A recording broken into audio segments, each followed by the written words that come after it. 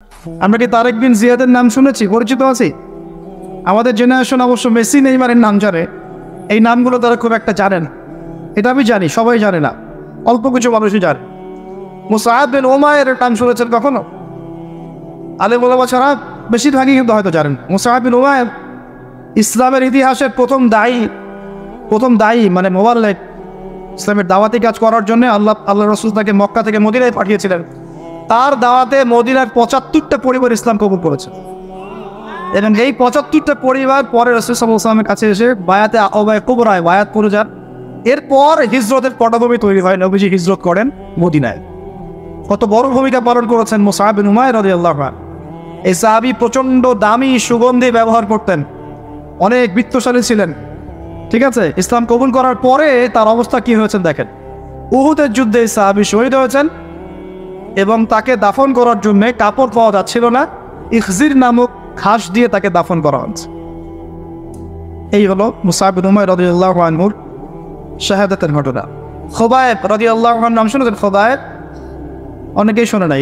এই প্রজন্ম মেসি নেইমারকে চেনে, আমি তো এটাই লক্ষ্য করি। আসলে প্রজন্ম পরিবর্তন করতে অনেক মেহনত করতে হবে। তাদের মধ্যে বিগত ৩০ বছর থেকে এমন একটা বিষয় ঢুকিয়ে দেওয়া হয়েছে, দুনিয়া সব কিছু। একটা চাকরি করতে হবে, তোমাকে একটা বাড়ি করতে হবে, তোমাকে একটা জব দরকার, তোমাকে ডিগ্রি সার্টিফিকেট দরকার, দিন, ইসলাম, নামাজ, রোজা, ইসলামের দাওয়াতি কাজ, আমর বিল মারুফ, নাহি আনিল মুনকার, দ্বীনের ইকামত, পরে এগুলা, আগে দুনিয়া। এই কনসেপ্টটাকে থ্রো করা হয়েছে বিগত ১০-২০ বছর থেকে, 30 ইয়ার্স থেকে, লাস্ট 30 ইয়ার্স। এই লাস্ট 30 ইয়ার্সের প্রজন্ম এখন যেটা ফিডব্যাক পাচ্ছেন সেটা হচ্ছে এরা সরাসরি আল্লাহকে অস্বীকার করে না ঠিকই, কিন্তু আল্লাহ থেকে অনেক দূরে অবস্থান করে। সরাসরি আল্লাহকে অস্বীকার করে না, কিন্তু ঘুরিয়ে ফিরিয়ে অস্বীকার করে। আর এখন যে প্রোপাগান্ডাগুলো চলছে শিক্ষার মধ্য দিয়ে, এর মধ্য দিয়ে বিগত আগামী 30 বছর যদি এভাবে চলতে থাকে, তাহলে এমন একটা প্রজন্ম আসবে যে আল্লাহকে চিনবেই না। এটাই হবে, এটা ভবিষ্যৎবাণী না, এটা দূরদর্শিতা, বাসিরা। খিদর আলাইহিস সালাম বলেছিলেন নৌকা ফুটা করছে এই কারণে, কারণ ফুটা না করলে ওটা চুরি হয়ে যাবে। এই মেহনত, এই বস্তুবাদী জ্ঞান চর্চার মেহনতের ফলে এখন একটা প্রজন্ম এসেছে যারা পরকালকে পরে গুরুত্ব দেয়, দুনিয়াকে আগে গুরুত্ব দেয়। যদি এখন আরও বেশি বস্তুবাদী আমরা হই, তাহলে বিগত 10-20 বছর পর দেখবেন একটা প্রজন্ম আসবে, আল্লাহ না করুক, যারা সরাসরি আল্লাহকে অস্বীকার করবে। বলবে আমরা তো ছোটবেলায় শিখেছি বানর থেকে মানুষ হয়েছে, কোথায় আল্লাহ আদমকে সৃষ্টি করছেন, তারাই কথা বলা শুরু করুন। ছোটবেলায় পড়েছে তো বইয়ের মতো, এখন কি হবে?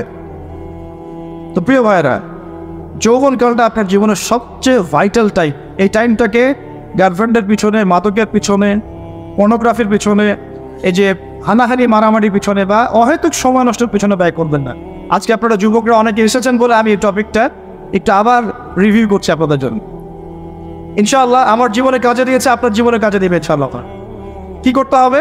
শুধু বাসায় গিয়ে চোখ বন্ধ করে একটা ফিকির করবেন আজকের লেকচার সফল হয়ে যাবে ইনশাআল্লাহ যদি এই একটা কাজ আপনারা করতে পারেন। পারবেন তো ইনশাআল্লাহ? ওয়াদা করছেন তো ইনশাআল্লাহ? ঘুমানোর আগে সুন্দর করে ওযু করে বসবেন, পড়ার টেবিলে বসবেন। টেবিলে বসে বলবেন যে আদের ভাই তো লেকচার দিয়ে গেছে, একটা কথা বলে গেল, কথাটা মনে ধরছে, এটা নিয়ে একটু ভাববেন। স্মার্টফোনটা তখন বন্ধ করে রাখবেন, স্মার্টফোনটা বন্ধ রাখবেন। ওই ফোন থাকলে কিন্তু ভাবতে পারবেন না। এই ফোনটা ভাবার ক্ষমতা নষ্ট করে দিয়েছে। মানুষ ভাবতে পারে, স্ক্রল করতে থাকে, আর যা ভার্চুয়াল জগতে দেখে তার পিছনে ছুটতে শুরু করে, চিল কান নিয়েছে মতো আর কি। সত্য মিথ্যা যাচাই করার প্রয়োজন নাই, যেটা দেখবে সেটাই লাইক, শেয়ার, কমেন্ট। তো এটা বন্ধ করে স্থিরভাবে বসবেন এবং এই হাদিসটা মাথায় নিবেন। কোনটা? আমাদের মায়ের গর্ভে আমরা যখন ছিলাম, তখন 4 মাস 10 দিন যখন আমাদের বয়সটা ছিল, ছিলাম রক্তের বা মাংসের টুকরা, আল্লাহর পক্ষ থেকে ফেরেশতা এসেছিলেন, এসে রূহ বা আত্মাটা ফুঁকে দিয়েছেন এবং 4টা বিষয় লিখে দিয়েছেন। 1 নাম্বার লিখে দিয়েছেন যে আমরা কতদিন বাঁচবো, হায়াত কত হবে। 2 লিখে দিয়েছেন আমাদের রিজিক কি হবে, আমরা দুনিয়া কি রিজিক পাবো। 3 নাম্বার লিখে দিয়েছেন যে আমরা কি আমল দুনিয়াতে করব। 4 নাম্বার আল্লাহ পাক লিখে দিয়েছেন আমরা সৌভাগ্যবান হব না দুর্ভাগ্যবান হব। এই 4টা বিষয় লেখা হয়ে গেছে। পরিবর্তন হবে না। বরকত হতে পারে, হায়াতে বরকত হতে পারে, রিজিকে বরকত হতে পারে, পরিবর্তন নয়।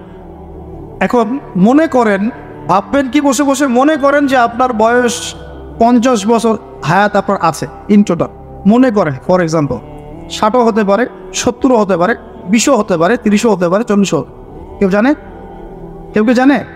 আচ্ছা, মনে করেন ধরে নেন যে 60 বছর। এখন আপনি দেখছেন যে আপনি এই 60 বছরের মধ্যে 30 বছর অলরেডি পার করে ফেলেছেন, বা কারো 20 বছর, কারো 25 বছর চলে গেছে কিনা। কারো যদি 60 থাকে তাহলে 55 হয়ে গেছে অনেকের, ভাই হয়েছে কি হয় নাই? তার মানে চলে গেছে, ইচ্ছায় হোক অনিচ্ছায় হোক, নদীর স্রোতের মতো, সাগরের ঢেউয়ের মতো এটা চলে গেছে, আমরা কিন্তু আটকাতে পারি না।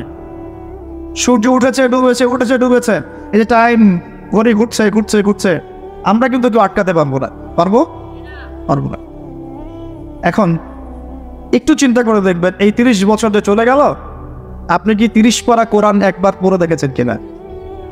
আপনি কি ভাববেন, প্রশ্ন করবেন, নিজেকে প্রশ্ন করবেন, আমি কি 30 দিন নামাজ পড়েছি জামাতের সাথে?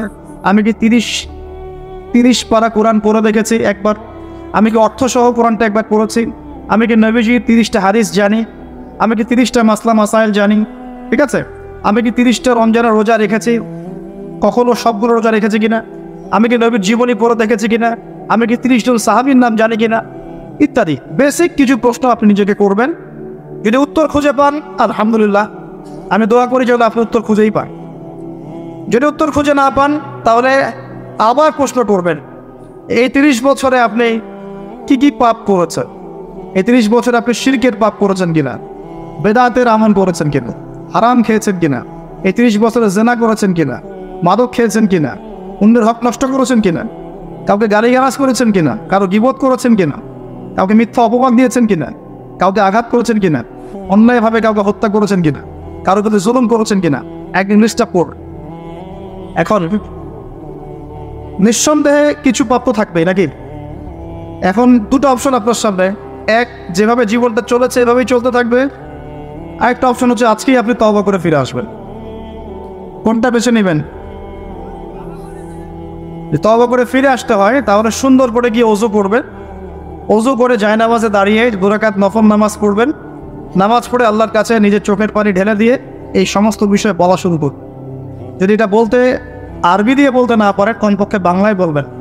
কমপক্ষে এতটুকু বলবেন, রব্বিগফির ওয়ারহাম ওয়া আনতা খায়রুর রাহিমিন, বলবেন আস্তাগফিরুল্লাহাল্লাযী লা ইলাহা ইল্লা হুয়াল হাইয়ুল কাইয়্যুম ওয়া আতুবু ইলাইহি, অথবা বলবেন আল্লাহুম্মা ইন্নী যালামতু নাফসি যুলমান কাসীরান ফাগফিরলি মাগফিরাতাম মিন ইনদিকা ওয়ারহামনি ইন্নাকা আনতাল গফুরুর রহিম, অথবা সাইয়্যিদুল ইস্তিগফার পড়তে পারেন, অথবা এটাও পড়তে পারেন আল্লাহুম্মা গফিরলি মা কদ্দামতু ওয়া মা আখারতু ওয়া মা আসরারতু ওয়া মা আ'লানতু ওয়া মা আনতা আ'লামু বিহি মিন্নি আনতাল মুকদ্দিমু ওয়া আনতাল মুআখির ওয়া আনতা আলা কুল্লি শাইইন কাদির। হিসনুল মুসলিম বইয়ের মধ্যে সবগুলো দোয়া দেওয়া আছে। এটার অ্যাপস পাওয়া যায়, অ্যাপসের মধ্যেও পাবেন, প্লে স্টোরে আছে। এই দোয়াগুলো করে আপনি যদি আল্লাহর কাছে নিজের ভুল স্বীকার করেন, ক্ষমা প্রার্থনা করেন এবং আগামী দিনে আর কোনো গুনায় লিপ্ত না হওয়ার প্রত্যয় ব্যক্ত করেন, চিন্তা করেন আল্লাহ আমাকে তুমি তৌফিক দাও, ক্ষমা করে দাও এবং আমাকে জ্ঞান অর্জনের তৌফিক দাও, বেশি আমলের তৌফিক দাও, তাসকিয়া আত্মশুদ্ধি অর্জন করার তৌফিক দাও, দিনের দাওয়াতি কাজ করার তৌফিক দাও এবং তোমার দিনটাকে তোমার জমিনে প্রতিষ্ঠা করার তৌফিক আল্লাহ আমাকে দাও। এমন দোয়া করে যদি প্রত্যয় ব্যক্ত করতে পারেন, ইনশাআল্লাহ আল্লাহ পাক বলেছেন সূরা ফুরকানের শেষের দিকে আল্লাহ বলছেন ইল্লা মান তাবা, সে ব্যক্তির কথা ভিন্ন যে তওবা করে ফিরে আসে, ওয়া আমানা ওয়া আমিলা আমালান সলিহান, যে ঈমান নিয়ে আসে এবং বেশি বেশি সৎআমল করা শুরু করে। আল্লাহ বলেন উলাইকা ইউবাদদিলুল্লাহু সাইয়্যাতিহিম হাসানাত, এরা সেই সব মানুষ যাদের সমস্ত গুনাহগুলোকে আল্লাহ পাক নেকি দিয়ে পরিবর্তন করে দেবে ইনশাআল্লাহ। আল্লাহ পাক শুধু গুনাহ মাফ করে দিবেন তাই বলেন নাই, বলেছেন নেকি দিয়ে কি করবেন? পরিবর্তন করে দিবেন। প্রিয় যুবক ভাই, এই ইয়াং এইজে যদি আমরা আল্লাহর দিনের জন্য কিছু করতে চাই, এটাই হচ্ছে সবচেয়ে ভাইটাল টাইম। এরপরে সময় থাকবে না। মায়ের গর্ভে ছিলাম দুর্বল, আস্তে আস্তে আস্তে আল্লাহ পাক শক্তিশালী করেছেন। এই যে শক্তিটা এখন আমাদের মধ্যে আছে, এই শক্তিটা থাকবে না। আস্তে আস্তে আমরা কিন্তু বার্ধক্যে যাব। যখন চলে যাব তখন আর যৌবনে ফিরে আসতে পারবো না। এটাই আমাদের লাস্ট অ্যান্ড ফাইনাল চান্স। অতএব সমস্ত ভেদাভেদ ভুলে, মানে অহেতুক কিবদ্ধ তর্কাতর্কি সব বাদ দিয়ে নিজে ইলম অর্জনের চেষ্টা করে, বেশি বেশি আমল করার চেষ্টা করে, মানুষের দিকে পরে দেখেন, নিজের কবরের দিকে আগে দেখেন, হালাল খাওয়ার চেষ্টা করে, আদর্শ পরিবার গড়ার চেষ্টা করে, একজন নেককার মেয়েকে বিয়ে করার চেষ্টা করে, নেককার দিনদার মেয়েকে বিয়ে করার চেষ্টা করে, সন্তান নেন, তাদেরকে মানুষ করে যান, দিনের জন্য মসজিদ গড়ে তোলেন, মাদ্রাসা গড়ে তোলেন, সিলেবাস পড়ান করেন, ভালো করে মক্তব সিস্টেম চালু করেন, কিছু একটা করেন, দিনের জন্য লিখেন, দিনের জন্য বলেন, দিনের জন্য করেন, মানে দিনকে এগিয়ে নেন, যাতে করে ওই কাজটাই পরকালে আল্লাহকে দেখানো যায়, আল্লাহ দুনিয়াতে তোমার দিনের জন্য এই কাজগুলো আমি করে এসেছি, আল্লাহ আমাকে তুমি এই ওসিলায় মাফ করো। এতটুকু যেন বলা যায়। আল্লাহ পাক সবাইকে কবুল করেন, তৌফিক দান করেন বলে আমি। এখন আসেন আল্লাহ পাক আস্তে আস্তে আল্লাহ পাক আরও বলেছেন, আরও সে ছায়া ছায়া পাবে কিন্তু ন্যায়পরায়ণ শাসকও। যে যে ক্ষেত্রে থাকবো সেখানে ন্যায় বিচার করতে হবে, যে যে ক্ষেত্রে থাকবো সেখানে ন্যায় বিচার করতে হবে। আল্লাহ পাক তৌফিক দান করে। আরও ছায়া পাবে কিন্তু সেই ব্যক্তি যার অন্তর মসজিদের সাথে ঝুলন্ত থাকে। প্রিয় যুবক ভাই, অন্তর যেন মোবাইল ফোনে ঝুলন্ত না থাকে। এখন যুবকদের অন্তর ঝুলন্ত থাকে কোথায়? মোবাইল। এখান থেকে বেরোতো।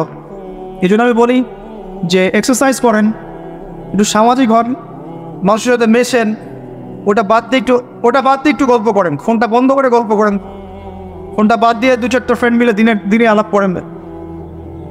এত বেশি আমরা ডুবে গেছি যে আমাদের পুরো জগৎটা এটার মধ্যে কেন্দ্রীভূত হয়ে গেছে। আল্লাহ পাক আমাকে আপনাকে সবাইকে হেফাজত করুন বলি আমি।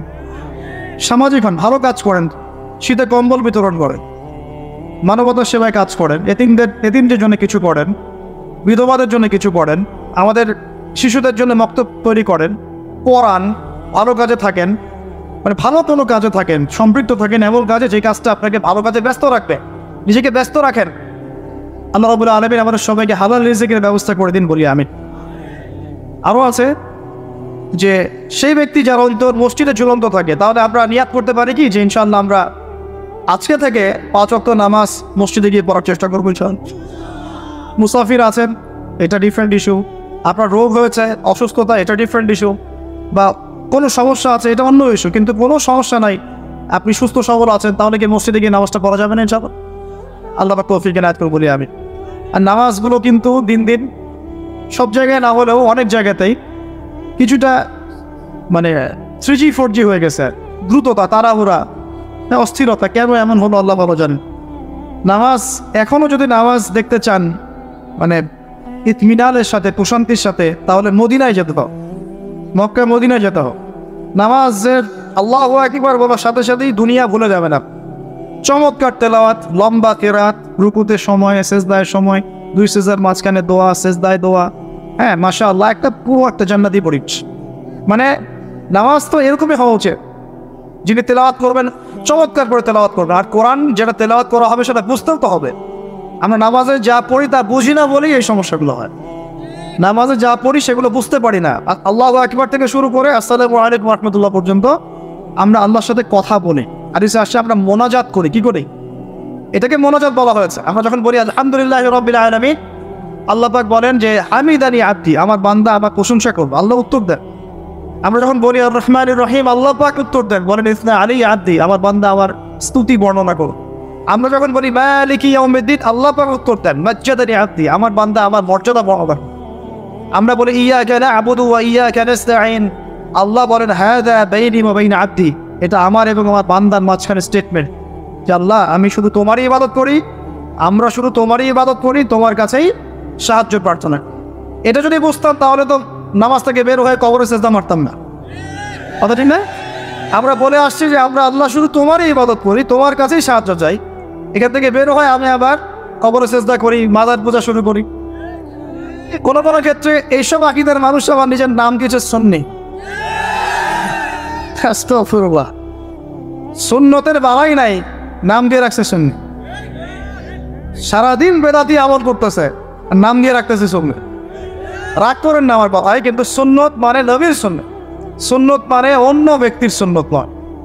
সুন্নত মানে কার সুন্নত? নবী করিম সাল্লাল্লাহু আলাইহি ওয়াসাল্লামের সুন্নত। সুন্নত প্রতিটা কাজের সুন্নত মানে কি? যে কাজের পিছনে নবীর পক্ষ থেকে দলিল আছে, সাহাবীদের পক্ষ থেকে দলিল আছে, আমি করব। যেটা দলিল নাই, সবাই ভালো বললে কি সেটা করা যাবে নাকি? যদি বলে সমাজ, এটা সামাজিকতা রক্ষা করতে হবে, তাহলে যে সবাই যদি সুদ খাওয়া শুরু করে আমি খাবো, সবাই দাড়ি চাচা শুরু করলে আমিও চেষ্টা, এই জিনিসটা কোত্থেকে আসলো? কুরআন সুন্নাহ সত্য মিথ্যার চূড়ান্ত হক, দলিল প্রমাণ আছে, করবো ইনশাআল্লাহ। দলিল নাই, করবো না, সেফ। আর সারা দুনিয়ার মানুষ যদি করে, আপনার করা যাবে না। কারণ কি? এই হাদিসটা শোনেন, কথার মাঝখানে হাদিসটা শোনাই দেয়। শেষ জামানার যতগুলো হাদিস আছে, আমি বলবো না আমি 100% পড়েছি, কমপক্ষে 50% আমি পড়েছি কমপক্ষে। আর আমি এখন ফিল করি আমি আসলে ইসলামের কিছুই জানি না।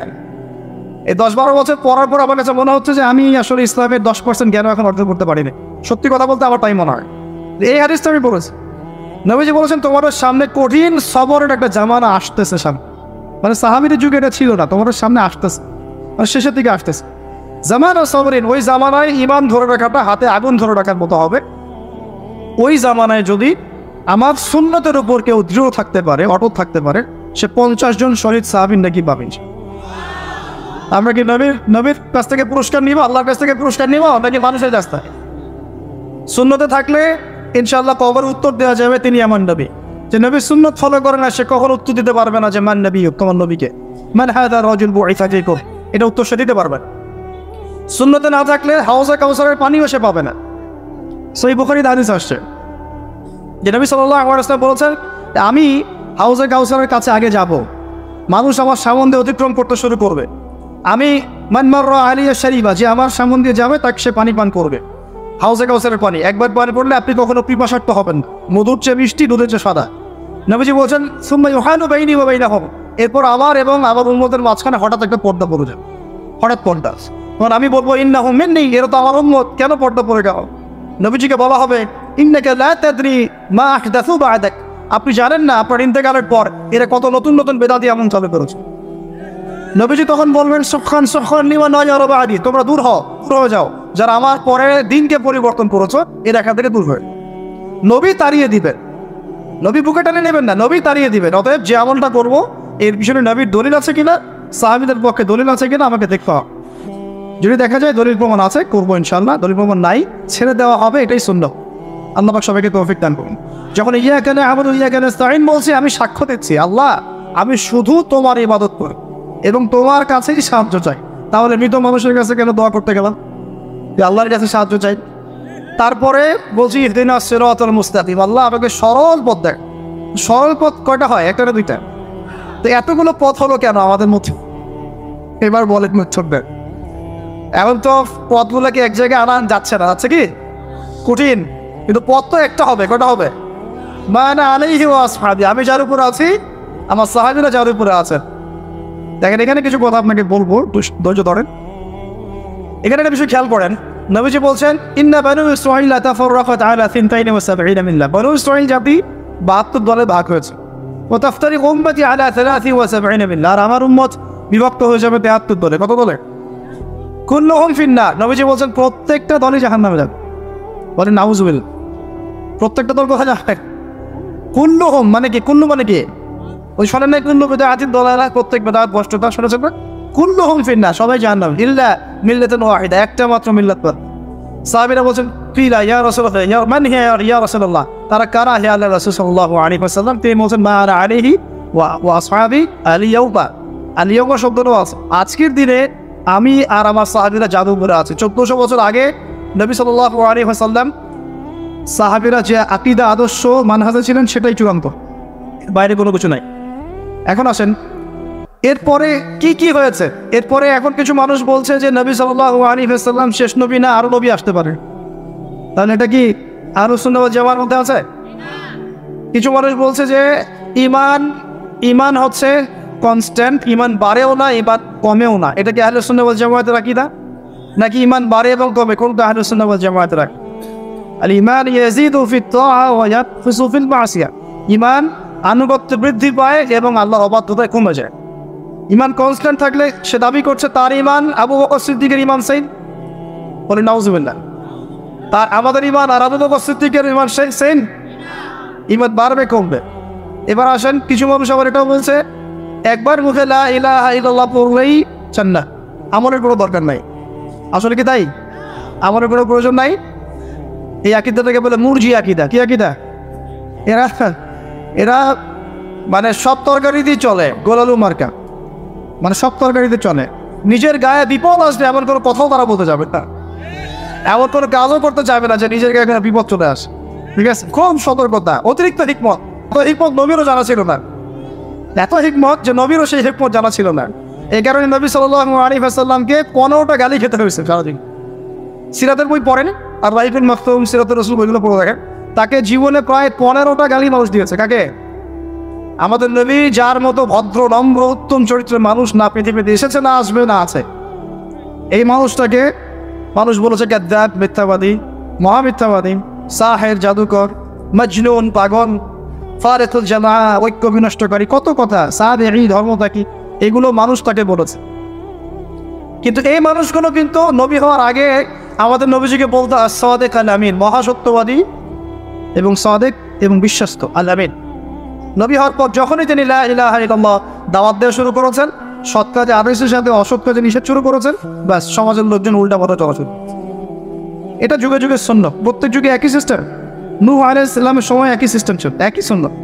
আজ যদি সামুদ, যদি ইব্রাহিম, কওমে মাদিয়ান, মুসা আলাইহিস সালামের কওম, ঈসা আলাইহিস সালামের সব ক্ষেত্রে, দাউদ, সুলাইমান, একই সিস্টেম। যখনই আপনি পরিপূর্ণ ইসলাম নিয়ে কথা বলবেন, কাজ করার চেষ্টা করবেন, তখন সবার এটা মনোভূত হবে না। এটাই স্বাভাবিক।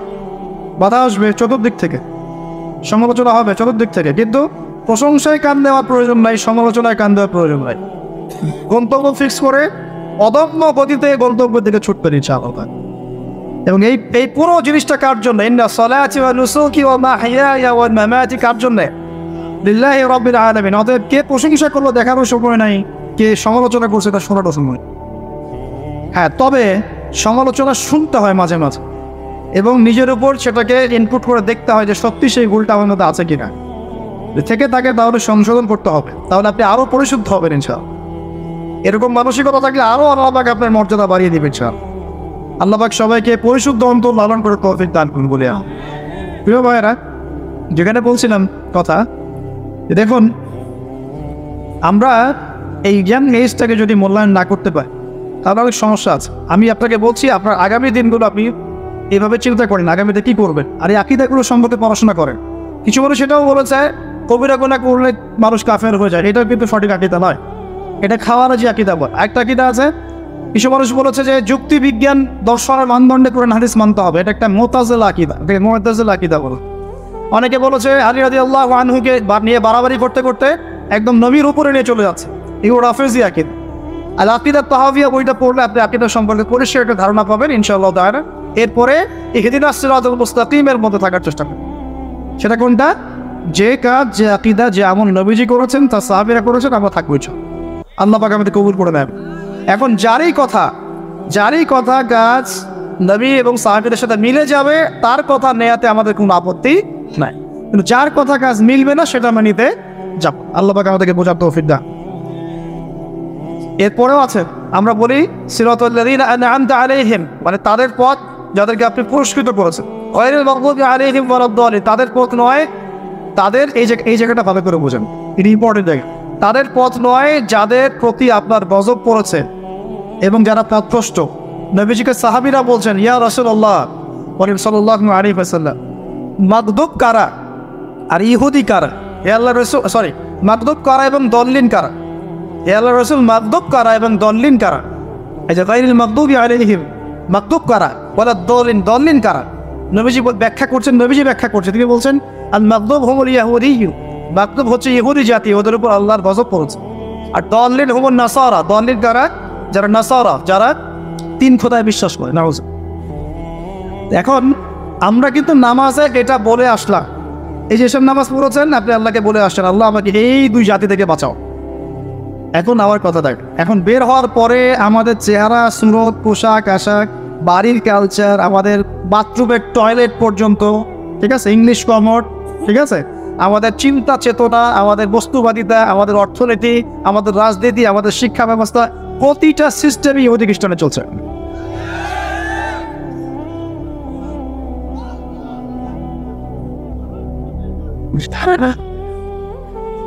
শাবাশ।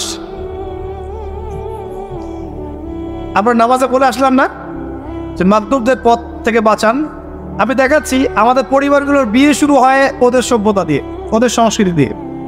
এই যে আপনি গায়ে হলুদ করছেন, কাদের সংস্কৃতি? ওখানে গায়ের মাহারাম এসে আপনার বউকে যে ইয়া মাখায় যায়, হলুদ মাখায় যায়, যায় না? যায়। আবার আপনাকে হলুদ মাখায় যাচ্ছে আপনার গায়ের মাহারাম, অমুক প্রতিবেশী, অমুক ভাবি। বিয়ের তো শুরুটাই হচ্ছে হারাম দিয়ে, ঢাক ঢোল বাজতেছে, এখানে ডিজে হচ্ছে, তো শুরুটাই তো হলো হারাম দিয়ে। তারপরে পরিবারে দেখবেন কালচার, আপনার রুটিন, আপনার এই যে সংস্কৃতি, মিডিয়াগুলো যেগুলো আপনি দেখছেন সবগুলো ম্যাক্সিমামই সংস্কৃতিগুলো কার? ওদেরই। পোশাক আশাক থেকে শুরু করে তামাদ্দুন তাহজিব সব কিছুই, তাহজিব তামাদ্দুন সব। আপনার অর্থনৈতিক সিস্টেম সুদভিত্তিক, ওদের দেওয়া অর্থনৈতিক সিস্টেম, পলিটিক্যাল সিস্টেমে যতগুলো মতামত আছে ম্যাক্সিমাম ওদের থেকে নেয়। এগুলো আমাদের মতামত নয়। I am very sorry to say, কিন্তু এটা আমাদের মতামত নয়। এখন এটা চলছে, এটা কি করবেন? ঈসা আলাইহিস সালাম আসা পর্যন্ত অপেক্ষা করতে হবে নাকি? ইমাম মাহদী আসা পর্যন্ত অপেক্ষা করতে হবে? আচ্ছা, সামনে যান। এই যে আপনার আকীদাগত বিষয়গুলো, এই বস্তুবাদিতা, দুনিয়া মোহ, হ্যাঁ, বাড়ি গাড়ি স্ট্যাটাস করতে হবে, এই মাদকের কথা বলছিলাম একটু আগে, পর্নোগ্রাফি, ফিমিক্সিং, জেনা, পতিতাবৃত্তি, যতগুলো জিনিস চলছে আর কি সমাজে, দেখবেন আমরা কিন্তু এগুলো ধার করে নিয়ে আসতেছি ওই দিক থেকে। এমনকি আমাদের এপিস্টেমোলজি বা পরিবর্তন হওয়ার জন্য এতটুকু যথেষ্ট হচ্ছে।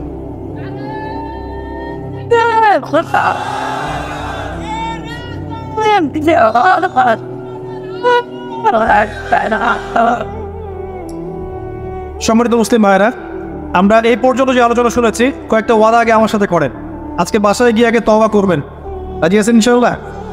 এই বিগত বছরগুলো যেগুলো চলে গেছে হাত থেকে, এগুলোর হিসাব নিকাশ করবেন খাতা কলম নিয়ে, রাজি আছেন ইনশাআল্লাহ?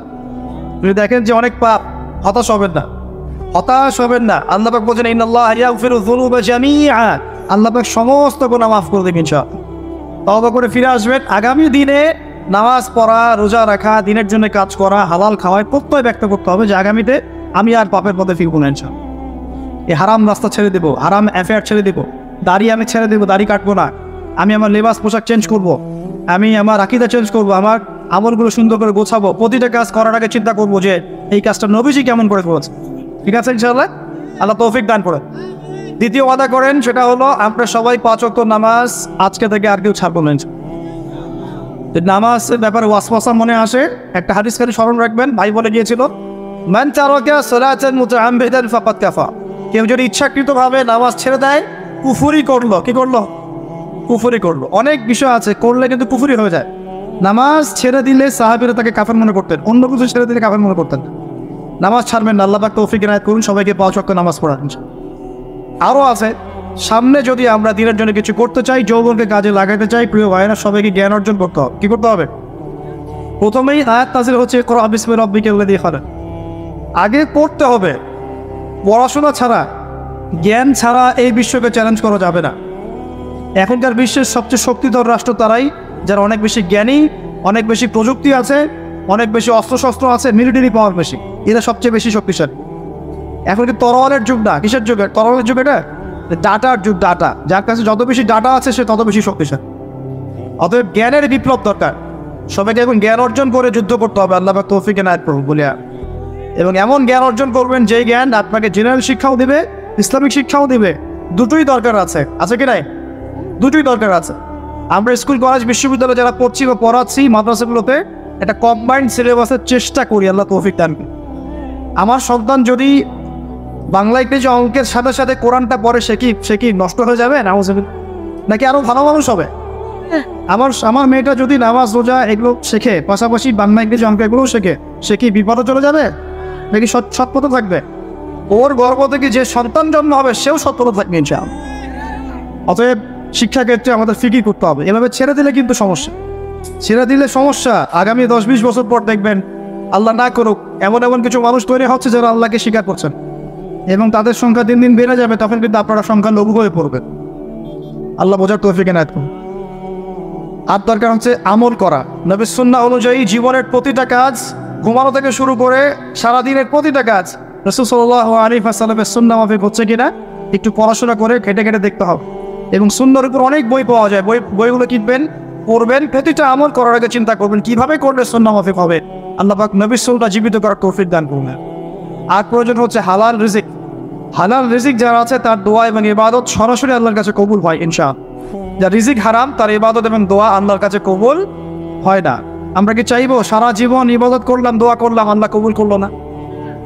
অতএব হালাল রিজিকে সন্তুষ্ট থাকি, অল্প রিজিকে সন্তুষ্ট থাকি, আল্লাহর কাছে বরকতের দোয়া করি এবং পরিশ্রম করি, দোয়া করি, পরিশ্রমও করি, ইনশাআল্লাহ আল্লাহ পাক রিজিক দিবে ইনশাআল্লাহ। আর এই যে লিখে দিয়েছেন আল্লাহ পাক রিজিক কত হবে, এটা তো আপনি চেঞ্জ করতে পারবেন। হারাম পথে গেলে ওইটাই পাবেন, হালাল পথে গেলে ওইটাই পাবেন। অর্থাৎ কোন পথে নেবেন সেটা আপনার আমার চয়েস। আল্লাহ পাক আমাদেরকে বোঝার তৌফিক দান করুন বলে আগে। প্রিয় ভাইরা, একটা আমল বলি, চাষতের নামাজ। চাষতের নামাজের নাম শুনেছেন কিনা? ইশরাক পড়ি অনেকে সালাত